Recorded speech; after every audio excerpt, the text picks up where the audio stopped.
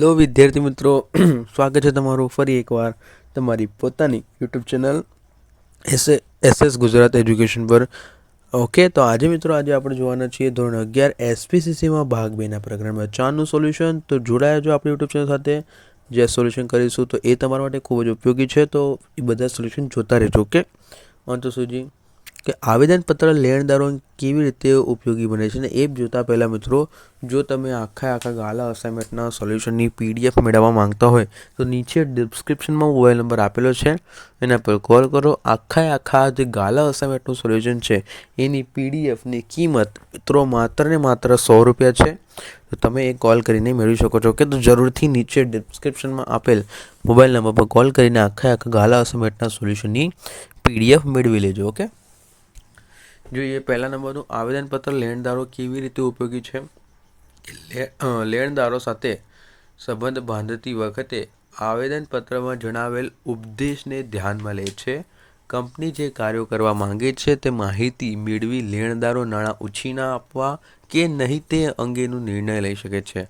આ ઉપરાંત જવાબદારીની કલમને આધારે લેણદારો કંપનીના સાચા સાથે કેટલીક હદ સુધી સંબંધ બાંધવો તે પણ નક્કી કરી શકે છે. ઓકે, તો કે લેણદારો કંપનીની સાથે સંબંધ બાંધતી વખતે આવેદનપત્રમાં જણાવેલ આવેદનપત્ર જે ઉપદેશ જણાવે છે તેને ધ્યાનમાં લે છે અને કંપની જે કાર્યો કરવા માંગે છે તે માહિતી મેળવીને લેણદારો નાણાં ઉછીના આપવા કે તે નહીં તે અંગે નિર્ણય લઈ શકે છે. આ ઉપરાંત જવાબદારીની કલમને આધારે લેણદારો કંપની સાથે કેટલીક હદ સુધી સંબંધ બાંધવો તે પણ નક્કી કરે છે. શેના દ્વારા? આવેદનપત્ર દ્વારા. ઓકે, ત્યારબાદ નિર્મા કંપની પોતાની રજિસ્ટ્રાર ઓફિસ ગુજરાતમાંથી બદલીને મુંબઈ લઈ જવા માંગે છે તો તે કંપની કયા પ્રકારની પસાર થવું પડે? તો કંપની પોતાની રજિસ્ટ્રાર ઓફિસમાંથી એક રાજ્યમાંથી બીજા રાજ્યમાં જવા નીચેની શરતોથી આધીન પરિવર્તન કરી શકે છે. પહેલું, આવા પરિવર્તનના અંગે રજિસ્ટ્રારને અરજી કર્યા 60 દિવસમાં કેન્દ્ર સરકારની મંજૂરી લેવી પડે છે. હા ભાઈ, તો કે જો તમે અરજી કરો ને તો 60 દિવસમાં તમારે કેન્દ્ર સરકારની મંજૂરી લેવી પડે છે.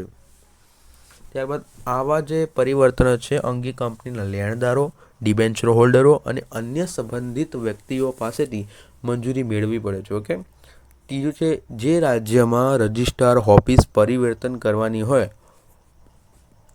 તે રાજ્યના કંપની રજિસ્ટ્રારને જાણ કરાવવી પડે છે અને પરિવર્તન પામેલ નવું નોંધણીનું પ્રમાણપત્ર લેવું પડે છે. ઓકે, ત્યારબાદ ત્રીજા નંબરનો પ્રશ્ન જોતા પહેલાં મિત્રો, જો તમે આખા ગાલા અસાઇનમેન્ટના સોલ્યુશનની પીડીએફ મેળવવા માંગતા હોય તો તમે નીચે ડિસ્ક્રિપ્શનમાં જે તમને મોબાઈલ નંબર આપેલો છે એ મોબાઈલ નંબર પર મિત્રો તમે કોલ કરીને આખા ગાલા અસાઇનમેન્ટના સોલ્યુશનની પીડીએફ મેળવી શકો છો. ઓકે, તો જરૂરથી નીચે ડિસ્ક્રિપ્શનમાં આપેલ મોબાઈલ નંબર પર કોલ કરીને મિત્રો આખા ગાલા અસાઇનમેન્ટના સોલ્યુશનની પીડીએફ મેળવી લેજો.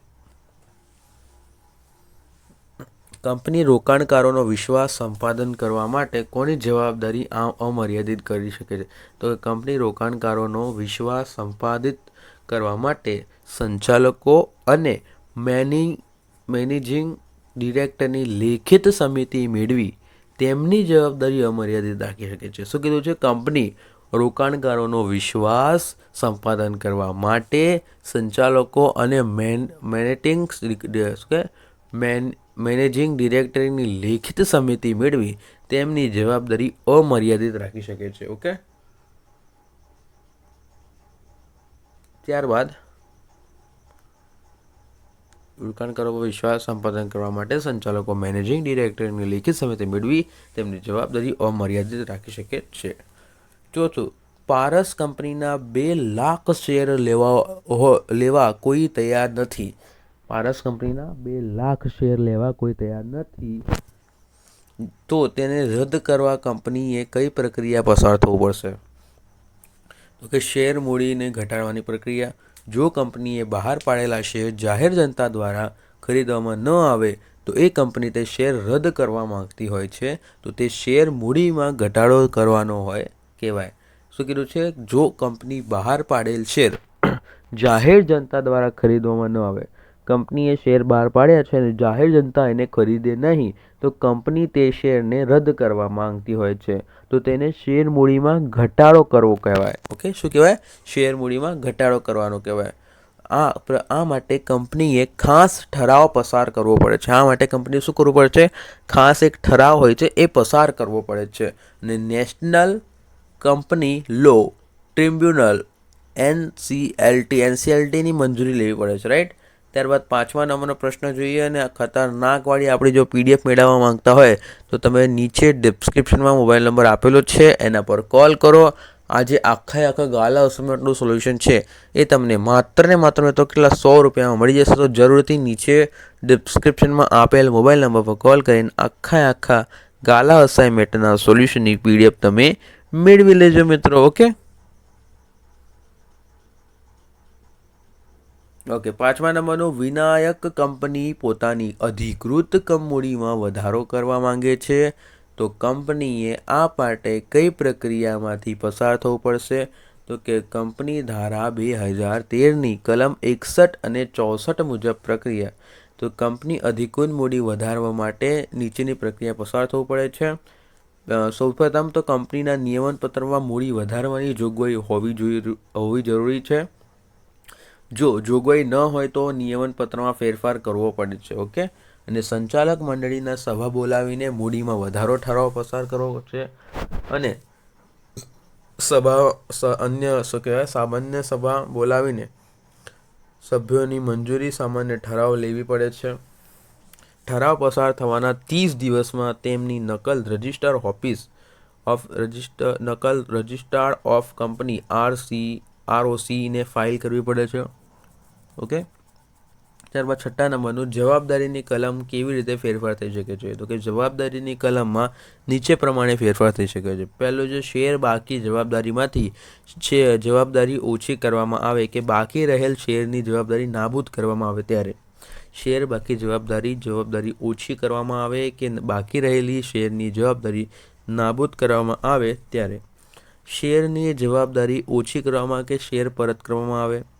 ઓકે, ત્યારબાદ પહેલું એમાં છે કે ભરપાઈ થયેલ શેર ખોવાઈ ગયેલ હોય તો રદ કરવામાં આવે છે અને વધારાના શેર કાઢી નાખવામાં આવે છે. જો કંપનીના શેર મૂડી મર્યાદિત હોય કે બાહેદારીથી મર્યાદિત હોય ત્યારે તે ખાસ ઠરાવ પસાર દ્વારા શેર મૂડી ઘટી શકે છે. મિત્રો, જો આ શેર મૂડી હોય છે એ આપણી શેર મૂડી મર્યાદિત કે આટલા શેર ખરીદવાના છે. બાહેદારી મર્યાદિત હોય છે કે તમે જવાબદારી પણ તમારી મર્યાદિત હોય છે. તે ખાસ ઠરાવ દ્વારા આપણે શેર મૂડી ઘટાડી શકીએ છીએ. ઓકે, 7મા નંબરનું જોઈએ તે પહેલાં મિત્રો આખા ગાલા અસાઇનમેન્ટના સોલ્યુશનની તમે જો PDF મેળવવા માંગતા હોય તો જરૂરથી ચોક્કસ નીચે ડિસ્ક્રિપ્શનમાં મોબાઈલ નંબર આપેલો છે, કોલ કરો. આખા ગાલા અસાઇનમેન્ટના સોલ્યુશનની PDFની કિંમત માત્ર ને માત્ર 100 રૂપિયા છે. ઓકે, તો તમે એ કોલ કરીને મેળવી શકો છો. ઓકે, તો જરૂરથી કોલ કરીને મેળવી લો.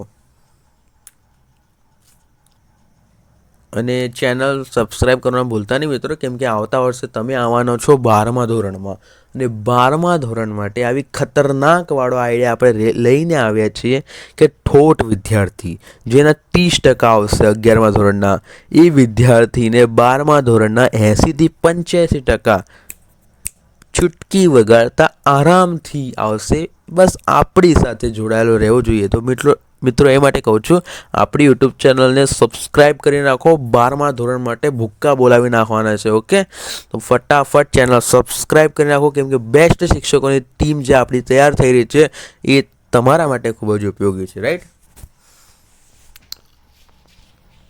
આવેદનપત્રમાં સૌથી અગત્યની કલમ ધૈર્યની ગણાય છે. જણાવો. તો કે કંપની છે એ આવેદનપત્રમાં કંપનીનો ઉપદેશ ધૈર્ય જણાવવાનું ફરજિયાત છે. આવેદનપત્રની ધૈર્યની કલમથી કંપનીનું કાર્યક્ષેત્ર જાણી શકાય છે. કંપનીના મુખ્ય ઉપદેશ, ગૌણ ઉપદેશ અને અન્ય કયા ઉપદેશ છે તે આ કલમ દ્વારા નક્કી થાય છે. આવેદનપત્રમાં જે તે ઉપદેશ દર્શાવવામાં આવેલ હોય તે સિવાયનું કોઈ કાર્ય કંપની કરી શકતી નથી. શું કીધું છે? કંપનીમાં આવેદનપત્રનો ઉપદેશ ધૈર્ય જણાવવાનું ફરજિયાત છે. આવેદનપત્રની ધૈર્યની કલમથી કંપનીનું કાર્યક્ષેત્ર જાણી શકાય છે. કંપનીના મુખ્ય ઉપદેશ, ગૌણ ઉપદેશ અને અન્ય કયા ઉપદેશ છે તે પણ આ કલમ દ્વારા નક્કી થાય છે.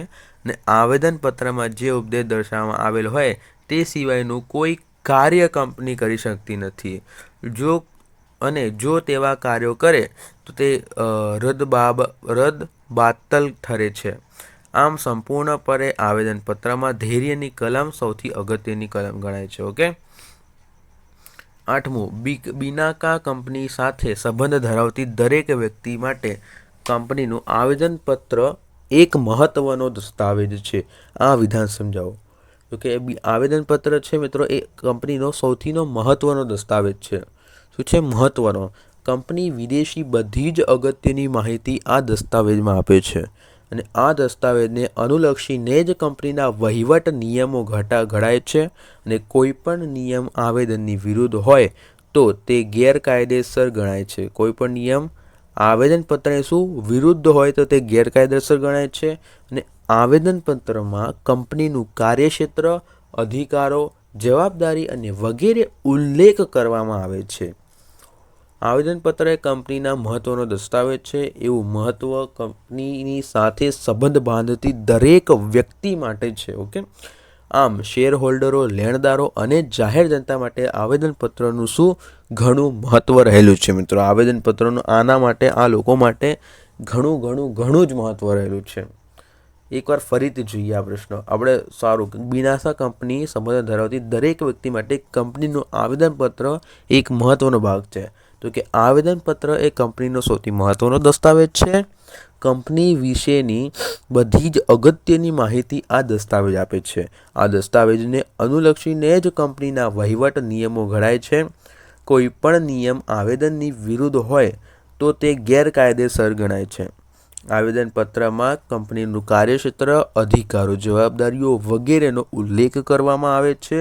અને આવેદનપત્ર એ કંપનીનો મહત્વનો દસ્તાવેજ છે. એનું મહત્વ કંપની સાથે સંબંધ બાંધતી દરેક વ્યક્તિ માટે, આમ શેર હોલ્ડરો, લેણદારો અને જાહેર જનતા માટે આવેદનપત્ર ઘણું મહત્વનું છે. ઓકે. ત્યારબાદ અશોક કંપની પોતાની રજિસ્ટ્રાર ઓફિસ અમદાવાદ બાપુનગર વિસ્તારથી અમદાવાદ સેટેલાઇટ વિસ્તારમાં લઈ જવા માંગે છે. તો કંપનીએ કઈ પ્રક્રિયા પસાર થવું પડશે? મિત્રો જેટલા પણ અમદાવાદી છે ને મિત્રો ફટાફટ કમેન્ટ કરજો, કેમ કે હું પણ અમદાવાદથી જ છું. ઓકે. તો અમદાવાદના લોકો કમેન્ટ કરશે અને બીજા જે સ્ટેટ, બીજા જિલ્લાના લોકો છે, જેમ પોતાનું ગામ હોય, જિલ્લો હોય, એ પણ પોતાનું કમેન્ટ કરો, જેથી ખબર પડે કે આપણો વિડીયો ક્યાં સુધી પહોંચ્યો છે. મને ખબર તો પડવી જોઈએ ને ક્યાં સુધી પહોંચ્યો છે આપણો વિડીયો. ઓકે.